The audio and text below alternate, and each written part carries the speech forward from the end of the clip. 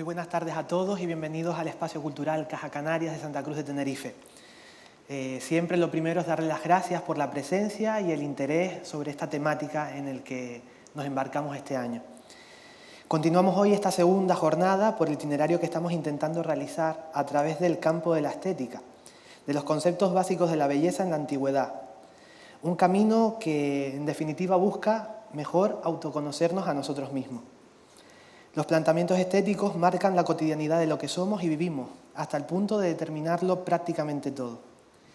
La estética se plasma, se manifiesta o se publicita, hace ver también, a través de ella, lo que quiere mostrarse, pero también aquello que constituye su base, aunque parezca estar más escondido. Como referíamos ayer, la cultura occidental comparte una serie de cánones estéticos, de concepciones sistematizadas sobre la belleza que beben, en gran medida, de las ideas de las culturas de la antigüedad clásica, que fueron constituyendo en base a unas pocas reflexiones filosóficas, incluso humanistas, previos a ese propio concepto. Se expresan en una plástica que ha servido de singular manifiesto a lo largo del tiempo y que hoy volveremos a ver. Anoche la doctora Neira Jiménez nos condujo por medio de los mosaicos romanos a la mitología que centró no pocos de los argumentos sobre el concepto de lo bello en la antigüedad. Historias que hoy se enlazan con Grecia y la escultura que marcó la vida de ayer y de hoy. Hoy contamos con la presencia de Isabel Rodríguez, doctora en Geografía e Historia, profesora del área de Arqueología de la Universidad Complutense de Madrid. Es especialista en iconografía del mundo clásico, ámbito sobre el que ha publicado numerosas investigaciones.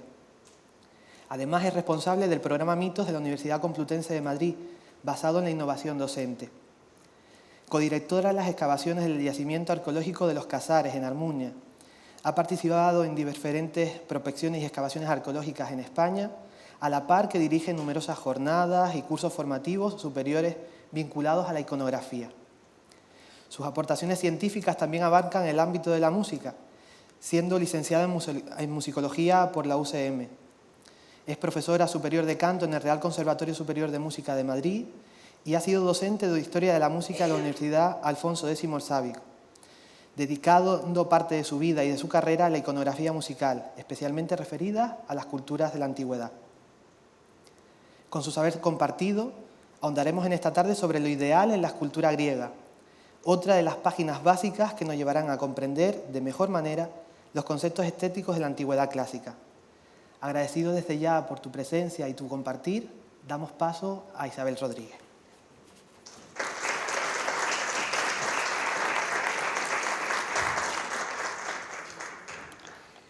Muchísimas gracias por tan amable presentación. En primer lugar, lo que quería era compartir con vosotros el júbilo, me permitís que os tutee, compartir con vosotros el júbilo de una jornada tan maravillosa organizada por Fundación Caja Canarias, a quien quiero agradecer muy sinceramente esta invitación y la gentileza en el trato que nos habéis demostrado en el tiempo que estamos aquí. Y, por supuesto, agradecer también la presencia de los asistentes a esta conferencia. Para mí es muy grato poder compartir con vosotros este rato sobre cultura clásica, sobre la belleza, y vamos a ver realmente cosas muy bellas, espero que sean de vuestro agrado. Voy a hacer un recorrido a través de lo que es la cultura clásica realmente, basándome fundamentalmente en la escultura griega. La escultura griega es la base de toda la historia de la escultura de Occidente. Quien conoce el devenir de la escultura griega, cómo se desarrolló, cuál fue esa evolución, pues realmente conoce muchísimas cosas. Y nuestro acercamiento va a versar sobre la belleza. La belleza es algo complejo porque, como dijo este gran teórico de la estética, este gran esteta que es Tatarkiewicz, la belleza no solo se halla en el arte, y el arte no solo aspira a la belleza. Son conceptos bastante complejos que se van un poco entretejiendo a través de esa evolución de la escultura. Grosso modo, si nosotros pensamos en la escultura griega, quizá tengamos una idea a priori de que es una belleza idealizada, obviamente lo es, una belleza inmutable, una belleza racional, lo es. Yo voy a tratar de demostraros en esta hora que realmente es mucho más que eso, y que hay una evolución, hay unos procesos técnicos, hay un devenir que es muy complejo y a la vez muy enriquecedor. Comenzaremos por definir y por hablar del concepto de lo bello en el mundo griego. Esta palabra, la palabra kalos, podríamos traducirla como lo hermoso, lo bello, y es una palabra mucho más amplia, tenía un sentido mucho más amplio en la antigüedad que lo que tenemos ahora, porque no solamente se refería a la belleza física, sino también a la belleza espiritual.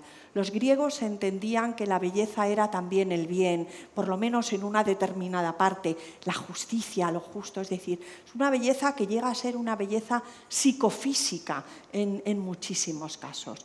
Y frente a esa palabra tenemos esta otra, techné. La palabra techné, que traduciríamos hoy como arte, quizá maestría técnica, de ahí viene pues, nuestra palabra actual en castellano de técnica, que se refiere fundamentalmente a la habilidad que tenían los artesanos, no vamos a llamarles artistas todavía, los artesanos, para representar de manera objetiva las cosas, teniendo como presente unos modelos que fundamentalmente eran los modelos de la naturaleza, los modelos que la naturaleza ofrecía, porque además la naturaleza se consideraba el modelo máximo de la belleza.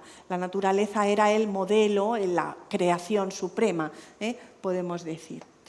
Además, también tenemos que partir de una idea. Los griegos entendían las artes o las dividían en dos grupos. Por un lado, esas artes que no requerían un esfuerzo físico, las propias de los hombres libres, que por eso se llamaban artes liberales, y por otra parte, las artes, pues como por ejemplo la escultura, que necesitaban de un esfuerzo físico y que eran más propias de artesanos o de siervos. Por supuesto, para ellos eran muchísimo más importantes, estaban en otro nivel más elevado, la poesía, la música, porque no requerían de ese esfuerzo físico. Y además también tenían una diferenciación entre estos dos grupos que os pongo a continuación. Por un lado, las artes expresivas englobadas en ese conjunto de poesía, música y danza, siendo la música la disciplina que englobaba tanto la poesía como la danza. Y se llamaban expresivas porque a través de ellas los creadores, los artistas, los músicos, los poetas expresaban sus sentimientos. Y las artes constructivas, que serían más bien lo que nosotros hoy llamamos bellas artes o artes, la escultura, la pintura, la arquitectura, porque nos llevaban, nos conducían a la contemplación. No eran tan expresivas, sino más bien artes contemplativas. Además, existieron en el mundo griego dos tradiciones muy marcadas. El origen, sobre todo en el mundo arcaico, a partir del siglo VI a.C., lo tenemos en Oriente. De Oriente vinieron al mundo griego muchísimas cuestiones, pero los griegos supieron crear una teoría del arte, una teoría de la belleza y unas formas bellas que fueron muy propias. Pero dentro de esas dos tradiciones, por un lado, si comparamos estas dos figuras femeninas, estas dos korai, ¿no? Pues lo que vemos es en la figura que tienen ustedes a la izquierda, pues vemos la tradición dórica, donde lo que primaba era la normativa, la ley casi inflexible a la hora de realizar las figuras, normas fijas, normas invariables. Y en la otra figura lo que tenemos es la expresión de una tradición más oriental, más jónica, tanto lo propiamente dórico, propiamente griego, que venía del norte de Europa, se fusiona con todas esas influencias que vienen de Oriente a través del colonialismo griego, y en esta expresión jónica, en esta tradición jónica, lo que se procuraba era que las figuras pues tuvieran pues una expresión de sentimientos mayor que la que estamos viendo a continuación. En principio, el origen de todo ello está en Egipto.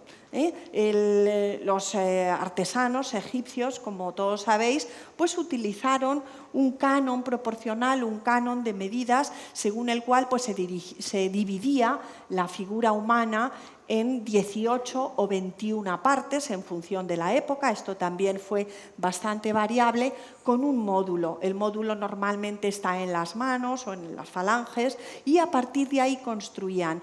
De tal manera que si se observaban esas normas, no había ningún problema, porque iba a salir siempre bien si no se vulneraban esas normas. Y las primeras esculturas griegas que tenemos con la representación del cuerpo humano son las representaciones de estos jóvenes, quizás atletas, no hay demasiada certeza sobre esto, que llamamos kuroi. El kuros, en la palabra griega, no significa otra cosa que muchacho. Para algunos autores podrían ser representaciones de Apolo, apolíneas, en tanto en cuanto ya saben que Apolo es el dios que ejemplifica la belleza en el mundo griego. Y siguiendo el modelo egipcio, el modelo que Egipto les había proporcionado, pues en un principio son representaciones muy geométricas, muy rígidas, muy marcadas, pues por ese precepto, con los brazos muy frontales, con los brazos pegados al cuerpo y con una geometrización muy marcada de toda la musculatura, y al mismo tiempo con esa posición característica del arte egipcio de adelantar una pierna con respecto a la otra.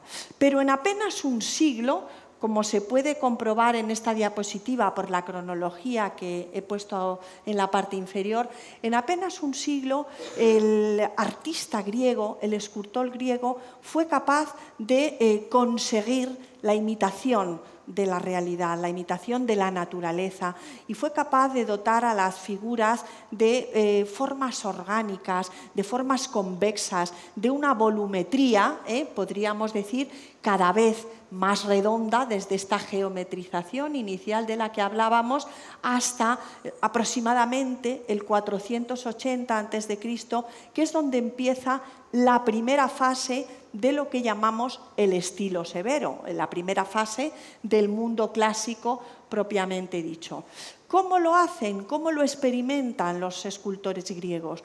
Pues con la figura masculina desnuda, con estas imágenes de los muchachos, de los kuroi, pues ellos, digamos que aprenden a representar el cuerpo masculino. Mientras que con las figuras femeninas, las korai, las muchachas, kore en griego, el nombre de la hija también de Deméter, de la diosa de la tierra, significa muchacha, pues con estas korai lo que ellos hacen es aprender a representar los plegados. Entonces, cuando llega el 480, dominan todas las técnicas. Por un lado, saben hacer el cuerpo masculino desnudo, el cuerpo femenino con una riqueza extraordinaria y con una naturalidad en los plegados muy fuerte. Aquí solamente he llegado hasta el 525 a.C., pero veremos cómo esa misma, porque al ir vestidas, pues las diferencias, las variaciones son mayores. Pero veremos cómo el mismo proceso que se produce en las figuras femeninas se produce también en las masculinas. Una de las cuestiones más significativas y que nos hace pensar además que la escultura griega no es tan sencilla en ninguna etapa de su evolución es el hecho de que estuvo siempre vinculada al culto. Y por eso en un principio la temática que nos ofrecía era una temática muy limitada. Ahí les he puesto algunos de los aspectos, algunos de las iconografías, de los temas más importantes, fundamentalmente los dioses, los mitos fundacionales, alguna cuestión de naturaleza política también, por supuesto, luego los héroes y los primeros hombres que se representan probablemente sean los muertos, porque estas representaciones de lo oscuro y que señalaba para algunos autores también podrían ser la imagen, la superestructura funeraria de una tumba, es decir, la estatua que señala dónde está enterrado. Y luego, por supuesto, todos los atletas vencedores en los Juegos Olímpicos y Juegos Panhelénicos que fueron muy importantes. ¿Y cómo se representa esto? Pues a través de la figura humana. Esos dioses que se representan en un principio son dioses antropomórficos, es decir, tienen una figura humanizada. La escultura lo que hace, como digo ahí, es servir a los dioses, pero a través de la figura del hombre. Y esto no es baladí, no es nada casual, porque, como ya señaló el filósofo Protágoras, el hombre es la medida de todas las cosas, una frase que todos ustedes conocerán. Y luego sigue, de las que son mientras son y de las que no son mientras no son también. Hay un antropocentrismo extraordinario en la cultura griega que luego, por supuesto, va a trasladarse a la cultura romana, etc. Vamos a ver algunas de las obras más representativas de este periodo y comienzo por estos dos gemelos maravillosos que son Cleobis y Bitón, que están en el Museo Arqueológico de Delfos y cuya historia la conocemos a través de uno de los fragmentos, una de las anécdotas que nos cuenta Herodoto en sus guerras pérsicas, las guerras contra los persas. Cuenta, es una leyenda muy bonita y me van a permitir que se la cuente rápidamente. Contaba Herodoto que una mujer que era una sacerdotisa de Hera no pudo asistir a una celebración muy importante porque los bueyes que tenían que conducir su carro pues no estaban a punto, estaban en el campo y no habían terminado la faena. Entonces estos dos niños, que eran los hijos de ella, se uncieron el carro a las espaldas y la llevaron hasta el santuario para que cumpliera con sus obligaciones religiosas. Una hazaña excepcional, eran más de 5 millas, casi 10 kilómetros, ¿no?, con el carro y la madre a cuestas. Entonces, evidentemente, fueron alabados por toda la población que allí se encontraba y la madre le pidió a la diosa que les regalara el mejor regalo que les pudiera ofrecer. Entonces, bueno, los chicos, agotados por el cansancio después de la hazaña, se acostaron y murieron dormidos, murieron por la noche. Este era el mejor regalo que la diosa les podía hacer porque murieron en lo mejor de su vida, murieron siendo adorados y valorados por su comunidad. Y es el ideal de la muerte bella también, otro ideal aristocrático del mundo griego. Por eso, cuando alguien muere mientras duerme, se dice que la diosa Hera le ha hecho un regalo.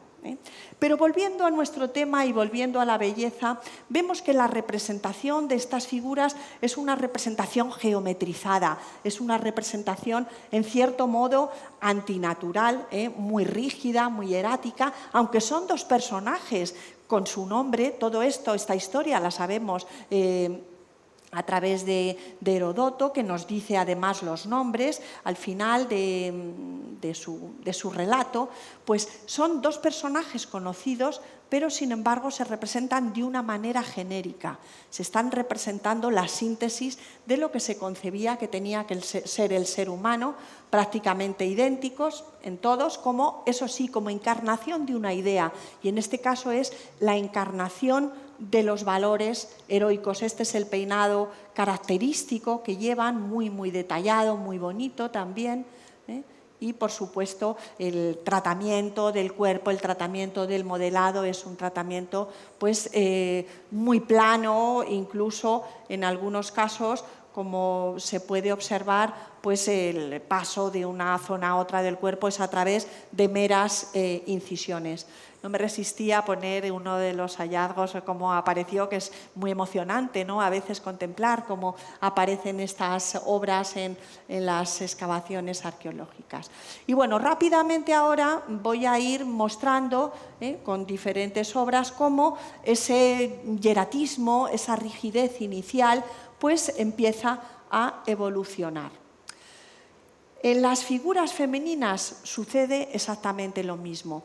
Hay una figura que quizá muy conocida de todos, que es la llamada core del peplo. Este es el peplo dórico, es la indumentaria dórica, diferente al gitón e imation, es decir, la túnica y el manto que llevan las que van vestidas a la jónica, que ahora veremos, y es una figura, aparte de que ser muy bonita, que formaba parte de lo que fueron los tesoros que los atenienses escondieron cuando se vieron sometidos al peligro de la invasión de los persas. Entonces socavaron una especie de lugares secretos, las fabisas, y allí escondieron estas figuras que han aparecido, hay muchísimas, están mayoritariamente en el Museo de la Acrópolis de Atenas, estas figuras que son las primeras representaciones de mujeres que tenemos en el mundo antiguo. Todas estaban policromadas,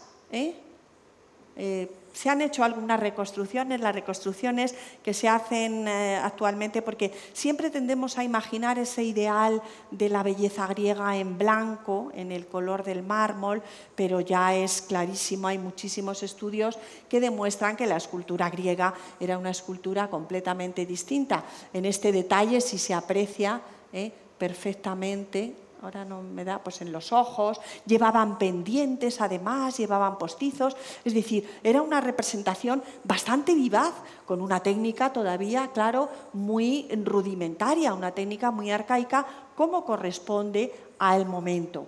Y luego, en este caso, pues tenemos estas otras dos corae que son ya jónicas, con esa indumentaria diferente, con esos rasgos que son ojos pues como muy almendrados, las cejas también muy cortantes, ese rictus de la boca que tradicionalmente se llamaba sonrisa arcaica, pero realmente es un gesto, no debemos de llamarlo así, es un gesto para expresar la vivacidad.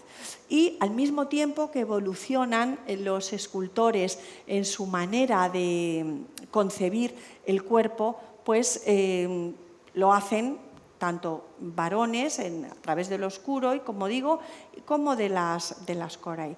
Es muy interesante siempre en cualquier periodo de la historia del arte, pero desde luego en el arte griego como base de todo lo que estamos contando, es muy interesante ver que la técnica de alguna manera está antes siempre que el cambio estilístico. Si no hay técnica, por mucha idea, por mucha gana que tenga el artesano o el artista de evolucionar. Entonces, estas normas tan fijas lo que conllevaron fue un dominio técnico extraordinario, y por eso cuando llegamos al 490 y aún más al 480, lo que tenemos ya son unos cuerpos pues muy bien proporcionados, muy simétricos, como ellos decían. Luego hablaré del concepto de la simetría, como puede ser este Apolo Stratford.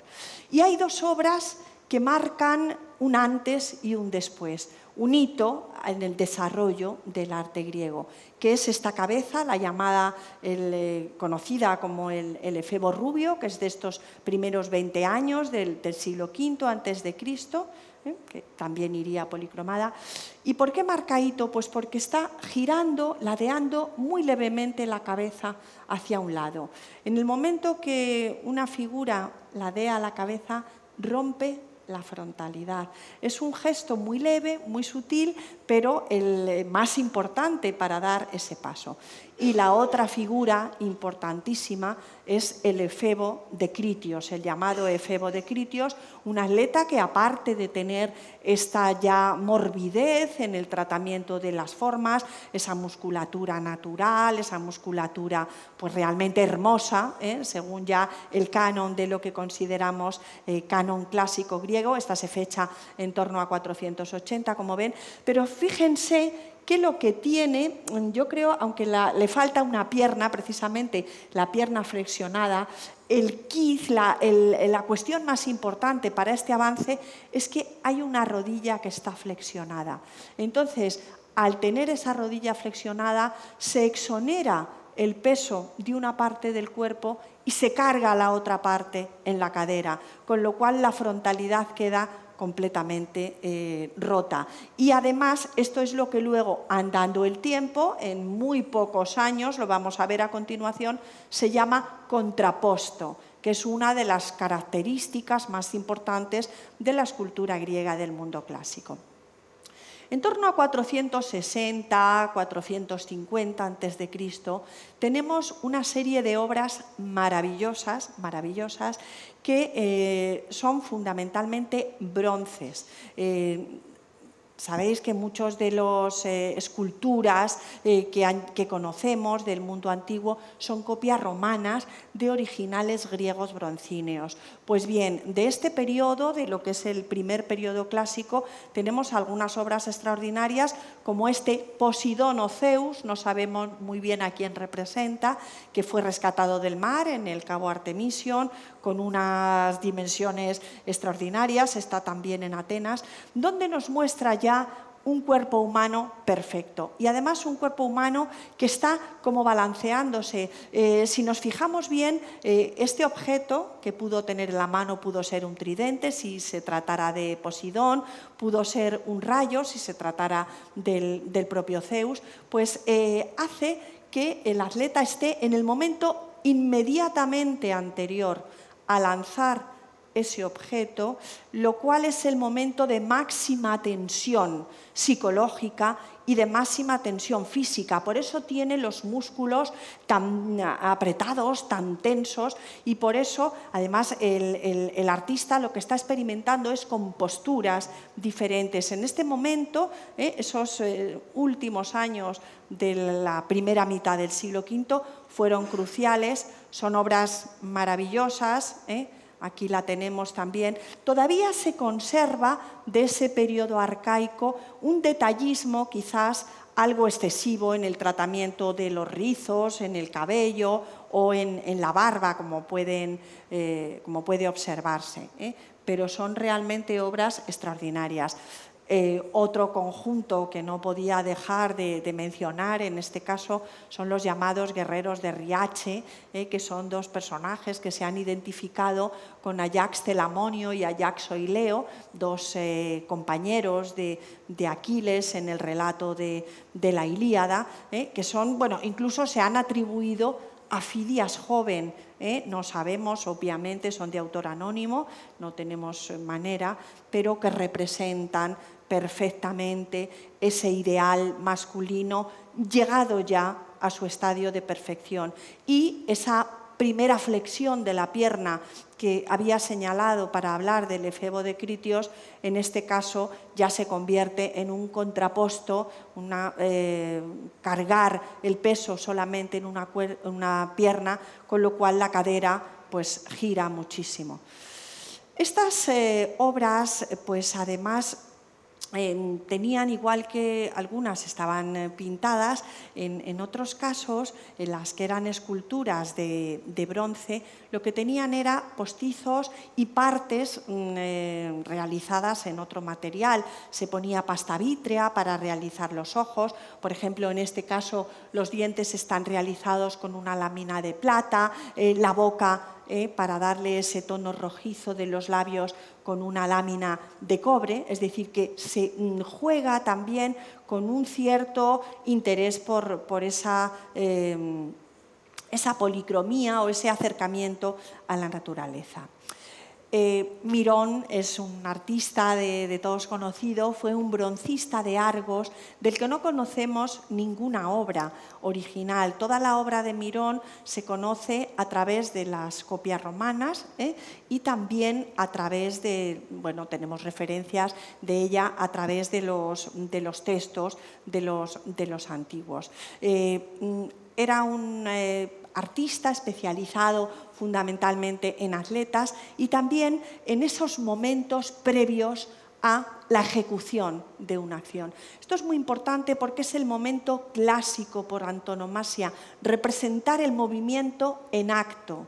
En potencia, perdón, y no en acto. Estaba pensando, por ejemplo, en el David de Miguel Ángel, si me permitís irme al siglo XVI. Es el momento en que el filisteo está a punto de lanzar la honda contra Goliat y es exactamente lo mismo que está pasando aquí. Es el momento previo, el movimiento en potencia, a lanzar ese disco con una tensión psicológica, con una tensión física también muy fuerte. Y desde luego con una... aquí vemos también en estas posturas, estas complicadas, este discóbolo fue muy admirado por la postura complicada en el mundo romano, por eso tenemos tantas copias de él, porque tenemos, si giramos en su derredor, podemos observar multiplicidad de visiones, lo que se llama en la historia de la escultura multiplicidad de puntos de vista, y esto es muy importante. Mientras los artistas hacían todo esto, estaban haciendo, casi sin querer, ¿no?, la teoría del arte. Nombrar aquí a Policreto, Eufranor entre los escultores, Parrasio, Nicias o Agatarco entre los pintores sería demasiado prolijo. Y voy a hacer solamente un resumen de algunos de los conceptos estéticos más importantes. Por un lado, los escultores griegos se sometieron siempre a unos cánones, siempre, en toda. Lo que pasa que los cánones obviamente fueron variando, fueron inspirados de acuerdo con diferentes preceptos. Esos cánones eran matemáticos, en principio fueron los pitagóricos, luego otros filósofos los que le inspiraban. Pero, como toda excepción pues puede confirmar las reglas, muchas veces estas normas se rompían. Y se rompían nada más y nada menos que para corregir nuestra visión, la idea de que nuestros ojos, cómo percibimos la realidad, si la percibimos más de cerca, más de lejos, en lo alto, en un plano a nuestra misma altura, pues puede ser muy variada. Entonces, obviamente, y de forma ocasional, pues se desviaban de esas normativas. Y bueno, la tendencia de aquí hasta el final de la escultura grecorromana es abandonar el esquematismo y la tendencia general es hacia la naturalidad. Primero naturalismo y luego ya en determinadas escuelas del periodo helenístico el realismo llevado al extremo. El autor que en materia de escultura nos resulta una referencia ineludible para hablar de estética, para hablar de belleza y para hablar de cánones de belleza es Policleto. Y sus atletas también, en este caso pues es una reconstrucción del famoso Doríforo, era una obra de bronce que conocemos también a través de las copias romanas de diferentes momentos. Policleto escribió, además los artistas ya no solamente hacían obras, sino que escribían sobre su arte. Esto es lo que llamamos teoría del arte. Y Policleto escribió un tratado que designó, que tituló Canon, en el que establecía cuáles debían ser las medidas perfectas del cuerpo humano, basándose en un módulo que se iniciaba en las falanges distales del dedo meñique, se iba multiplicando, iban haciendo una serie de parámetros matemáticos hasta llegar a una proporción completa. El canon de Policleto se establece entre 7 cabezas y media, 8 cabezas para las figuras heroicas, para los dioses, es decir, para las figuras más importantes. Es un canon robusto, es un canon que tiene pues, unas proporciones más bien anchas. Realmente, cuando Policleto está trabajando, muchas de las obras escritas, claro, no han llegado hasta nosotros, se han perdido, pero las propias esculturas, sobre todo la escultura, también la arquitectura en cierta medida, pero sobre todo la escultura nos está diciendo cuál era ese concepto de belleza, cuál era la teoría del arte de ese momento. Entonces, bueno, hay muchas cosas que ya de pasada he comentado, pero por tener un repaso de lo que hemos dicho, desde luego lo importante es la congelación del movimiento, se anteponen esas formas fijas, es un movimiento congelado, un movimiento equilibrado, se tiende al equilibrio, es de verdad esa idea del equilibrio griego es muy importante. Y luego la simplicidad, lo que luego en el neoclasicismo Winckelmann, el teórico alemán, hablaba de noble simplicidad y serena grandeza. Esos son los principios básicos de la estética del mundo griego. Para los pitagóricos, este canon que acabo de explicar, para los filósofos pitagóricos, este canon que acabo de explicar de Policleto, es la base de todo. Realmente ellos estaban convencidos de que el cuerpo humano, la perfección de las formas, es una perfección de origen matemático que tiene que ver también con la armonía, con esa unión de las partes y proporción de las partes con el todo del cosmos, porque la doctrina pitagórica está en relación con todo esto.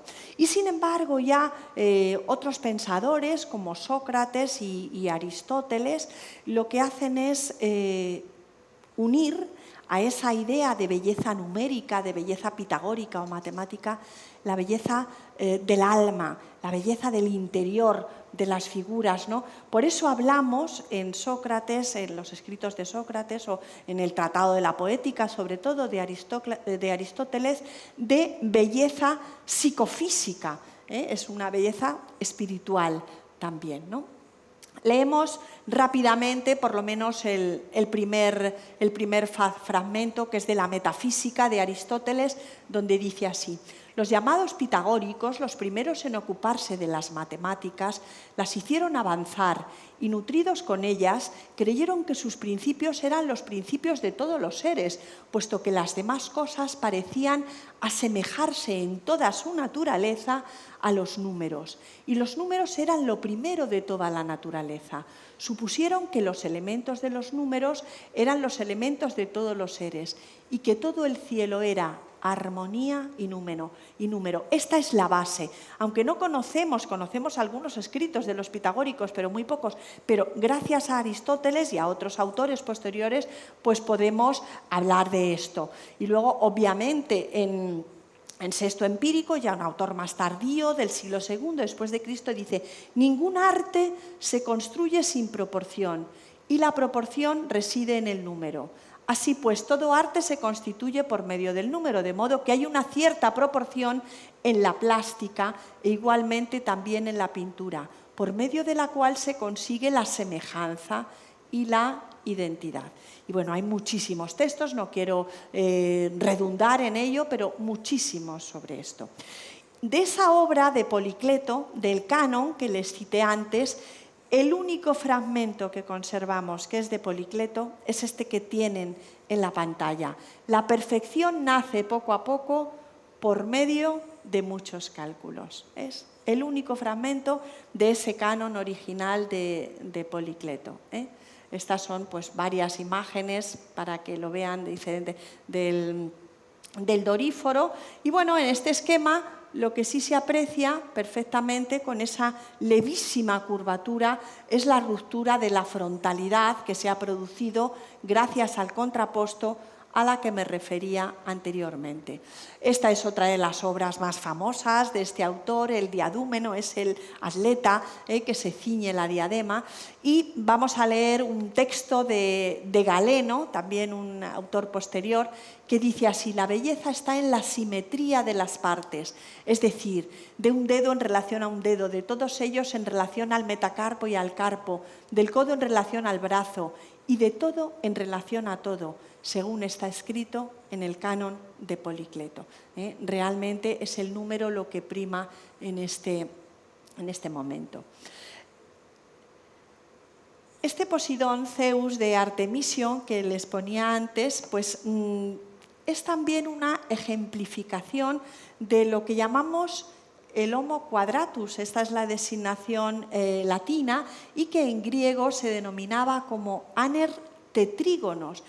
Se pensaba, pues el texto que tienen a usted abajo es: si extendemos un hombre sobre el dorso con las piernas y los brazos estirados y tracemos un círculo teniendo por centro el ombligo, la circunferencia del círculo tocará las puntas de los dedos de las manos y de los pies. Entonces, realmente el círculo es la figura geométrica perfecta por antonomasia, y ya la unión del Homo quadratus con el cuadrado y el círculo, como vemos, por ejemplo, en este grabado de Como de 1521, o en el famosísimo Homo quadratus de Da Vinci, que seguro que todos conocen.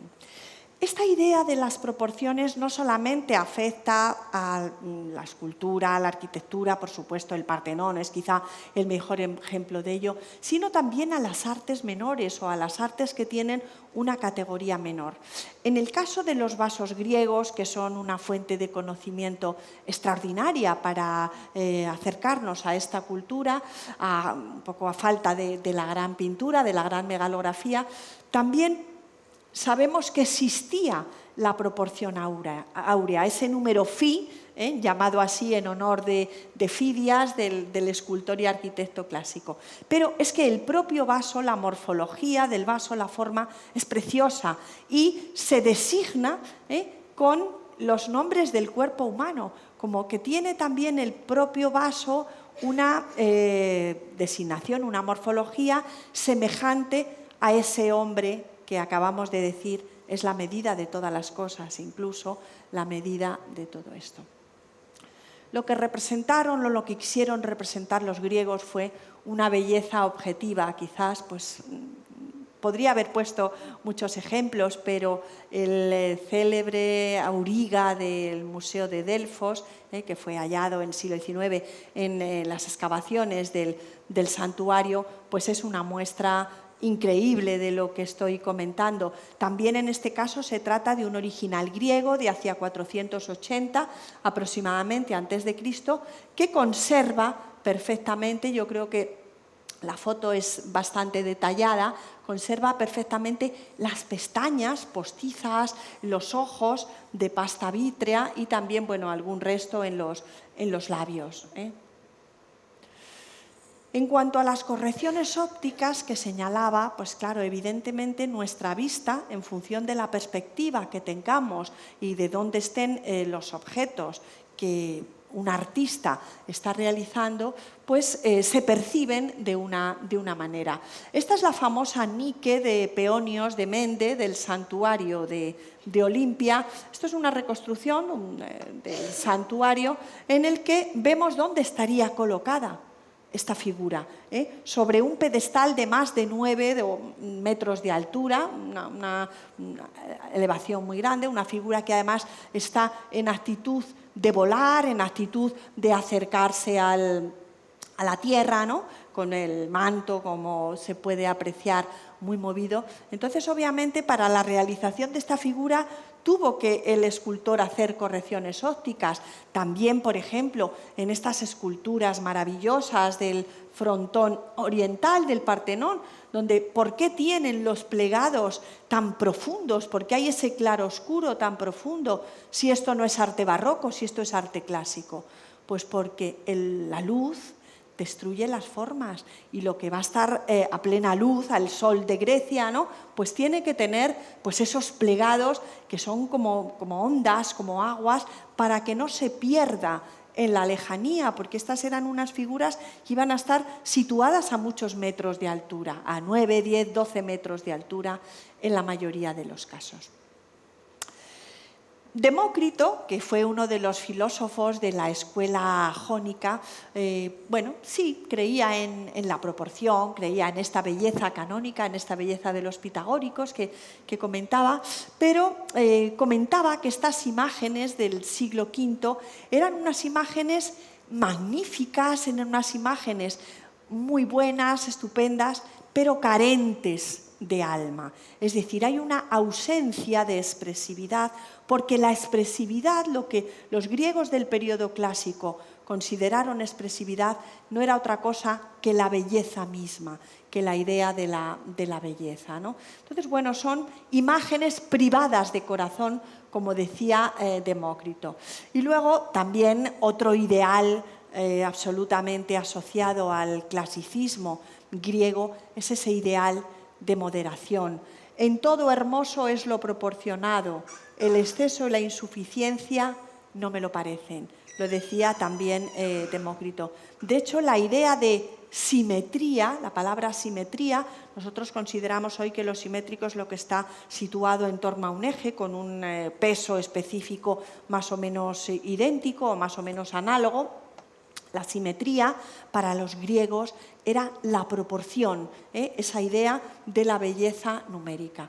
Y por supuesto, claro, con esta amazona preciosa hallada en las excavaciones de Écija hace no demasiados años, es una amazona de tipo fidiaco que reproduce las imágenes que se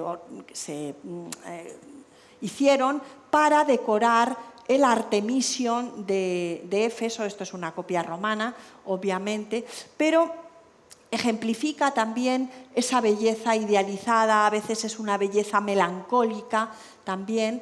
Dice Galeno en el libro titulado Sobre los temperamentos, de Temperamentis: así al menos los modeladores, pintores, estatuarios y en general los escultores pintan y modelan lo más hermoso dentro de cada especie, como el hombre mejor formado, caballo, buey o león, examinando el término medio en aquella clase. Y de algún modo se alaba una estatua llamada Canon de Policleto, que recibió tal nombre por ser exacta la simetría de todas las partes en relación de unas con otras. Aquí vemos claramente esa idea que estaba comentando. La simetría es igual a la proporción, y la belleza idealizada. ¿Qué significa belleza idealizada? Significa coger lo mejor, significa edulcorar de alguna manera, significa embellecer lo que es natural. Como adelantaba hace un momento, para Sócrates la belleza depende del número, depende de esa proporción, pero sobre todo depende de la expresión del alma. El concepto puede ser muy amplio tanto en Sócrates como en Platón. También este filósofo señalaba que si el objeto es útil, entonces es bello. Y por supuesto esa idea de la idealización del arte es cardinal en el caso de Sócrates. Esta es una de las copias romanas de un original Criselefantino que hizo Fidias, y que en este caso es la Atenea del tipo Dres de Bolonia, que copia la Atenea Lemnia de Fidias. Cuando se inicia el siglo IV, el canon de Policleto resultaba ya bastante rígido, bastante pues un poco achatado, Entonces se impuso una idea nueva de ese número, de esa matemática, y el canon nuevo va a ser un canon más esbelto, de 8 cabezas. Eufranor, que precisamente fue un discípulo de Policleto, lo intuye ya en sus obras, y luego Praxíteles y Lisipo lo recrearon ampliamente. Bueno, este es el Apoxiómenos, luego lo pondré otra vez, pero resulta esa idea de un personaje que tiene la cabeza más pequeña en relación al cuerpo, porque es un cuerpo más esbelto. Pero la cuestión, aparte de la modificación del canon, la cuestión más importante en el mundo griego al iniciarse el siglo IV es que se empieza a representar el alma, esa idea que decía socrática, y con el alma las emociones del ser humano. Eso se designó en Grecia con la palabra pathos, de ahí viene patetismo, pero no entendiendo el patetismo como algo pues un poco solamente triste, sino como expresión de la emoción, expresión de los sentimientos.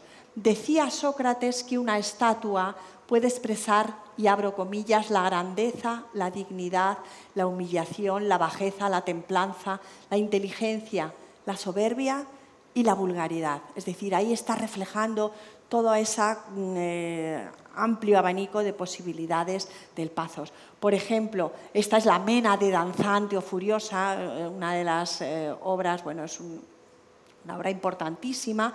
O, por ejemplo, este Meleagro, hay unas convenciones además para representar esas figuras melancólicas en ocasiones, esas figuras como esta diosa Igea, la diosa de la salud, de tristeza pensativa, es atribuida también a Escopas, son figuras que ladean la cabeza. O realmente pues estas obras ya más heroicas como el Apolo del Belvedere. Esto es una copia romana también de un original de Leocares del siglo IV, que para Winckelmann fue la obra más perfecta de las jamás creadas en la escultura, ¿no? Ahí hay un texto de Winckelmann donde dice que la contemplación de esta maravilla del arte me hace olvidar todo lo demás. Y obviamente en este caso se ha estudiado la proporción, los estudiosos modernos han abordado el tema de la proporción de esta escultura por la fama que tiene, y en los cálculos sale que la sección áurea, ese número áureo, está presente. Obviamente los cuerpos, además, en ese abandono, en esa languidez, en ese abandono paulatino de la rigidez inicial, pues, por ejemplo, en el caso de Praxíteles se hacen más lánguidos y describen curvaturas. Esto es lo que se llama en la escultura griega, a ver si soy capaz, sí, este movimiento de la cadera tan marcado, la sigma praxiteliana, porque realmente son figuras más mórbidas, los atletas son más delgados. Bueno, en este caso es el dios Hermes llevando a Dioniso niño fuera de los celos de su madrastra, de Hera. Está en el Museo de Olimpia y bueno, no está del todo claro si es una copia o es un original. Para algunos está atribuido a Praxíteles y a su taller. Y es muy interesante, he puesto esta figura porque aquí se ve la forma de trabajar, incluso esas marcas, aquí en el centro de la espalda, de la textura, cómo cambian por la gradina, que es uno de los instrumentos que el escultor utilizaba. Otra de las obras importantísimas de este momento es esta, la Afrodita Agnidia. La conocemos solo a través de copias romanas y también de su versión en la numismática y desde luego los textos que hablan sobre ella. Es el primer desnudo integral, el primer desnudo femenino del arte griego y representa nada más y nada menos que a la diosa del amor y la belleza, la diosa Afrodita. Era un santuario, en esta moneda se ve muy bien, en el dibujo de la moneda que tienen abajo, porque como dice Plinio, era un santuario completamente abierto y la escultura de la diosa se podía ver desde fuera. Es una diosa del mar, es una diosa euploia de la navegación. En origen, probablemente, como Afrodita, además de diosa del amor, es una diosa de la naturaleza y de la fecundidad, pues ella señalaba sus genitales, y luego las copias romanas generalmente lo que hicieron fue convertirla en una Venus púdica que los tapa, ¿no? O sea, realmente, pero es curioso, tenemos algunos textos de Plinio, ¿no? Hemos mencionado en el arte de la estatuaria la época de Praxíteles, quien se superó en la gloria del mármol. Sus obras se encuentran en Atenas, en el cerámico, pero por encima de todas no solamente de Praxíteles, sino de toda la tierra. Este es Plinio el Viejo, un romano que además nos ha dado muchísima información sobre la escultura griega. No solamente de Praxíteles, sino de toda la tierra está la Venus. Muchos han viajado a Cnido para contemplarla. Hay muchísimas copias en la actualidad. Incluso en textos es muy divertido, ¿no? Porque en algunos textos posteriores, por ejemplo en estos de la antología palatina que les propongo, pues se habla de cómo había visto Praxíteles a la diosa desnuda, ¿no? Dice, Citerea, la Pafia, esta es Afrodita, ha venido por mar a Cnido, deseosa de ver su propia estatua. La examinó bajo todos sus aspectos. El lugar era bien despejado y gritó, ¿pero dónde ha podido verme desnuda Praxíteles? Praxíteles no ha visto lo que no está permitido ver. Pero el hierro talló a la Pafia tal como Ares, el dios de la guerra, la deseaba. O, por ejemplo, este otro fragmento donde expresa lo mismo. En mi desnudez me han visto Paris, Anquises y Adonis también. No conozco a más, pero Praxíteles, ¿dónde pues? Y Ateneo de Náucratis, otro autor también tardío, lo que nos dice que la modelo que utilizó Praxíteles para realizar su Afrodita Nidia fue Friné, su amante. Y dice así, pero Friné era realmente más hermosa en las partes que no se le veían. En todas las fiestas de las Eleusinas y la de Posidón, tras quitarse el manto y dejar sueltos sus cabellos, se metió en el mar a la vista de todos los griegos. A partir de ella pintó a Peles su Afrodita Anadiomene y Praxíteles, el escultor, su amante, modeló su Afrodita Cnidia. Como se puede ver, pues a través de las esculturas, a través de los escritos de diferentes épocas, pues nos vamos adentrando de lleno en ese mundo de la belleza. Estas son cabezas también, reproducimos de esto. Pseudoluciano en Los Amores también dice, cuando agotamos los encantos de estos lugares entramos en el templo. En el centro del mismo se ubica la diosa, una hermosa estatua realizada en mármol de Paros, con sus labios ligeramente separados por una sonrisa altiva, sin ropa que la cubra. Toda su belleza se descubre y expone, excepto en la medida en que ella usa discretamente una mano para ocultar sus partes privadas. La destreza del escultor ha sido tan acertada que parece que el mármol ha perdido su dureza para moldear la gracia de sus extremidades.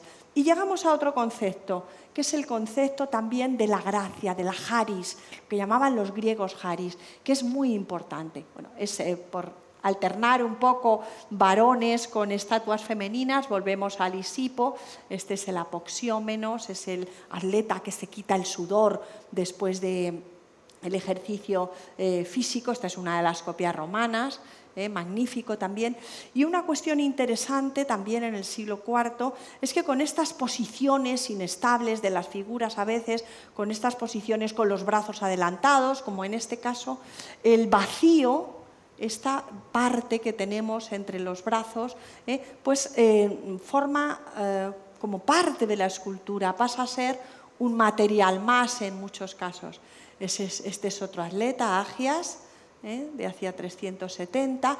Aquí nuevamente lo que señalaba, ¿no? Esa idea de, no me funciona bien esto, esa idea del vacío que vemos entre los brazos, las piernas, con posturas inestables. Esta es una figura del dios Hermes, o en este llamado Ares Ludovisi, tal vez una representación de Aquiles sentado, que muestra también esa postura con los vacíos dentro de ella misma.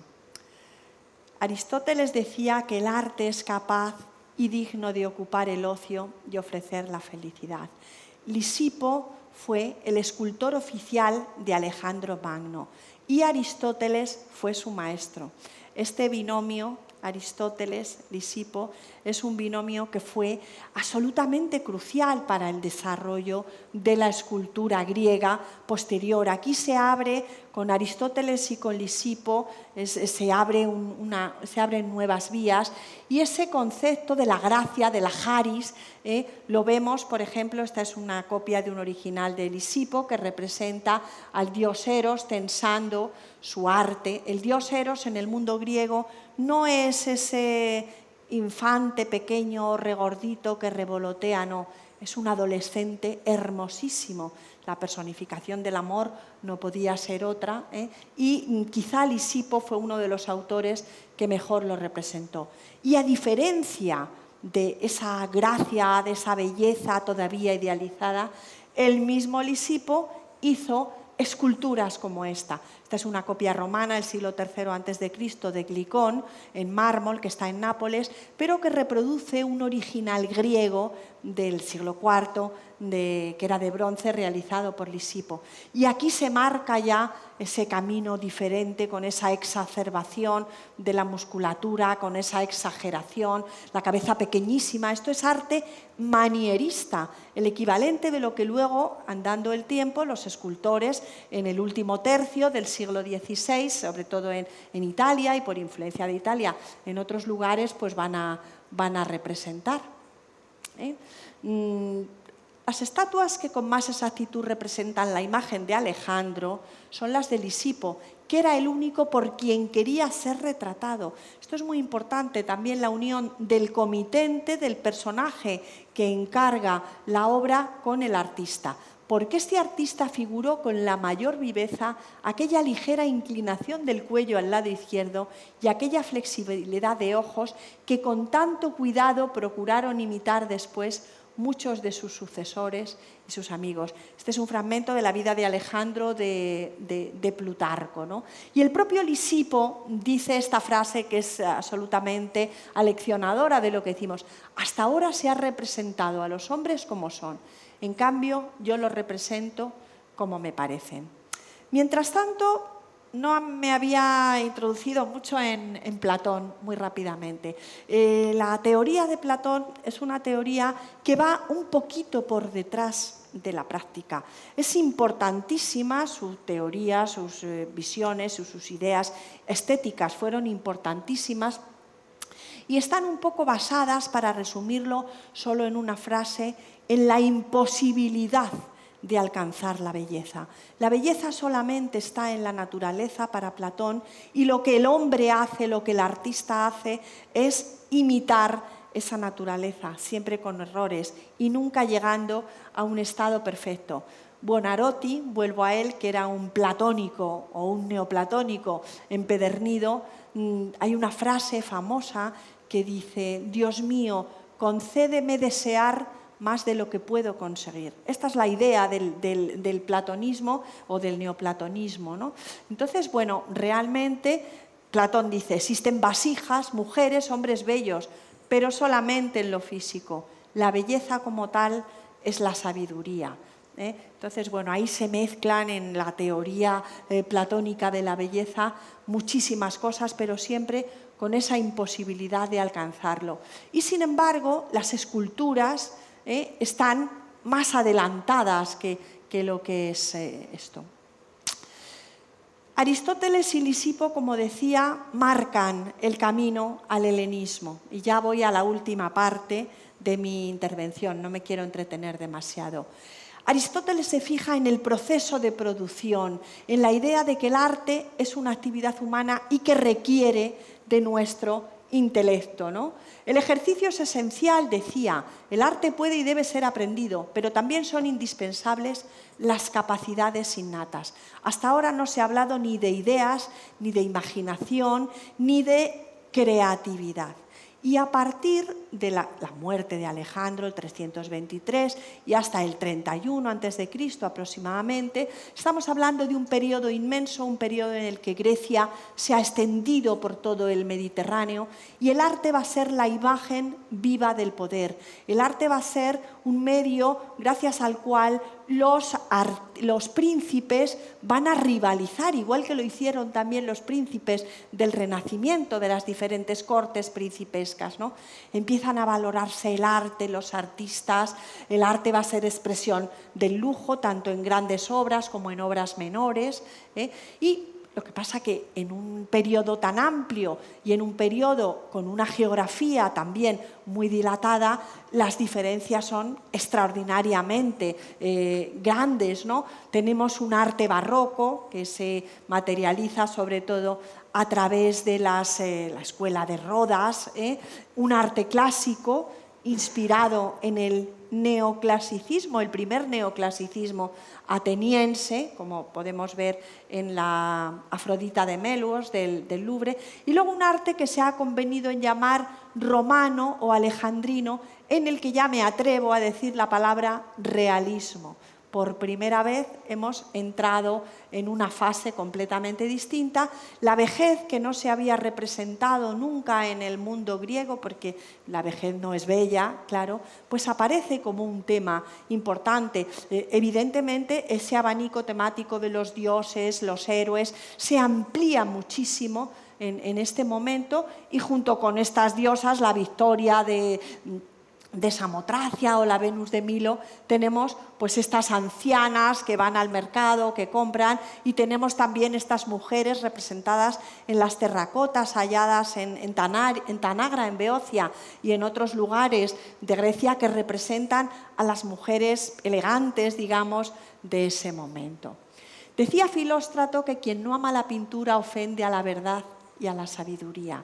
A partir de ese momento, el interés por el arte va a ser cada vez mayor. Lo que los romanos conocen y lo que los romanos imitan del arte griego no es el arte griego de Fidias o de Policleto o de Mirón, no es el arte griego clásico, es el arte del periodo helenístico, es el arte con el que ellos conviven, es el arte que intenta representar la realidad de una manera más vívida, ¿no? Un arte que tiene, como digo, la ilusión de vida como meta, la innovación, el movimiento, la viveza, la libertad, evidentemente un altísimo nivel técnico. Con todas estas experiencias de siglos hemos llegado a un nivel pues, de arte muy lujoso. Esto es un detalle nada más de un vaso de bronce hallado en una tumba de Macedonia, con una figura de una Ménade. Y por supuesto, claro, las posturas, los cuerpos se giran sobre sí mismos, como por ejemplo esta Venus que se está lavando. Y por primera vez podemos hablar de artistas, tanto de artistas plásticos, incluso en el caso de los poetas, Homero fue deificado en este momento, y hay templos que son el Homerium o los Homeria, son templos dedicados al culto del poeta. En el caso de los escultores no llegó a ser tan grande esa valoración, pero se concibe el artista ya como un personaje que crea, como un personaje que tiene imaginación, que valora las ideas, y se empieza a fomentar la idea, ese conflicto entre la imaginación, la idea del artista, y la mímesis, la imitación de la naturaleza, que era lo que previamente se había planteado. Obviamente, solamente para terminar, si vemos un recorrido por estas maravillosas obras del mundo helenístico, que son muy variadas, algunas muy barrocas, otras muy clásicas, algunas con mucha expresión, la infancia también ahora se representa de una manera muy naturalista, como en este famosísimo Niño de la Oca también, o los galos que proceden de la escuela de Pérgamo, bueno, son copias de originales helenísticos. Este pugilista ya broncíneo en Roma, está en el Museo de las Termas, o incluso sin ningún problema ya la representación de la vejez con todos sus defectos, ese realismo al que hemos llegado. Y luego al final de todo, los romanos, y en el final del periodo helenístico, lo que se puso de moda fue el dorado de las estatuas y además la realización de estatuas colosales. Sabemos por los textos antiguos que hubo especialistas en hacer estatuas de tipo colosal. Y hay un solo tipo romano, típicamente romano, de la época de Adriano, que es este tipo, es el Antino. Antino fue un joven bitinio que fue amante del emperador Adriano en el siglo II y que se ahogó en unas circunstancias extrañas en el río Nilo. Entonces el emperador lo deificó y se construyeron muchos templos en su honor y se levantaron, se erigieron muchas estatuas en diferentes formas. Es el único tipo romano idealizado que sigue los cánones de la escultura griega. Es un canon, está pues un poco más bien lisipeo, es un canon esbelto, pero como se puede apreciar también bellísimo en su idea. A través de este recorrido que hemos hecho, hemos podido ir comprobando cómo desde ese arcaísmo inicial, esa geometrización, los artistas lograron la perfección, esa perfección primero numérica, luego esa perfección también física, la expresión de los sentimientos, el manierismo también en las posturas complejas. Luego, en el periodo helenístico, se consiguió lo barroco, lo exagerado, lo vivaz, lo que es lujoso, lo que es excesivo. Y en el neoclasicismo, a partir de la segunda mitad del siglo XVIII, y teniendo a este personaje, a Winkelmann, como Adalid, pues el ideal clásico volvió a ser el modelo, como podemos ver en esta náyade, en esta ninfa de la obra de Antonio Canova, del italiano Antonio Canova. Con lo cual, solamente decir ya para terminar que en la escultura griega se condensa toda la historia de la escultura de Occidente. Todos los estilos de la escultura de Occidente tienen sus raíces. También las ideas sobre la estética, sobre la teoría del arte de la antigüedad griega fueron revisitados una y mil veces por otros escritores en todos los tiempos. Y nada más, solamente un consejo: cultiven el arte en todas sus facetas, como creadores, como espectadores, para disfrutarlo, porque, volviendo a Aristóteles, el arte es capaz y digno de ocupar el ocio y de ofrecer felicidad. Muchísimas gracias.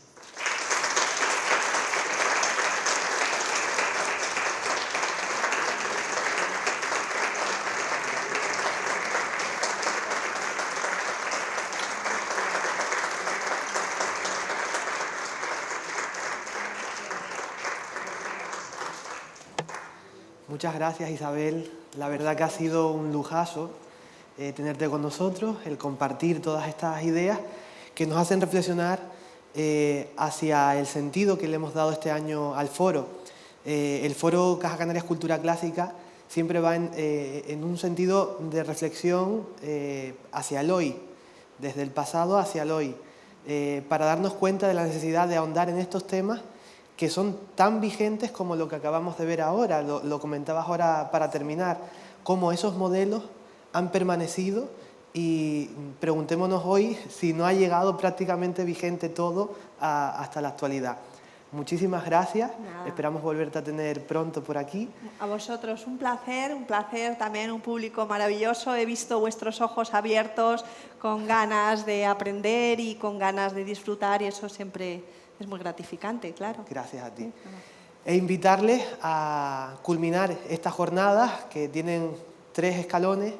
Hemos ahondado en la escultura griega hoy, ayer ahondábamos en esa mitología de la que bebían los mosaicos romanos, y mañana culminaremos con esa otra parte que habla de la belleza más espiritual. Ahondaremos en la obra de la Odisea, que estará adaptada y teatralizada por la compañía de la Edo, a partir de las 8 de la tarde, donde también entraremos en esa filosofía, en el heroísmo, como parte también de la belleza propia de la antigüedad clásica, y están todos invitados a participar. Recordar que las entradas para mañana están disponibles en la web de la Fundación Caja Canaria y que también pueden retirarse una hora antes del inicio del espectáculo en taquilla.